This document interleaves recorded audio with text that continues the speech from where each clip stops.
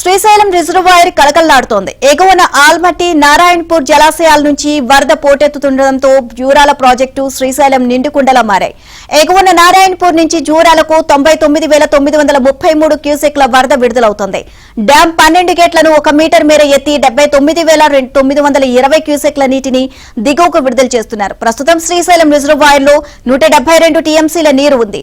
ఎగువ ప్రాంతాల నుంచి ప్రాజెక్టుకు భారీగా వరద నీరు వస్తుండటంతో రేపు సాయంత్రం శ్రీశైలం ప్రాజెక్టు గేట్లను ఎత్తివేయాలని అధికారులు ఏర్పాటు చేస్తున్నారు.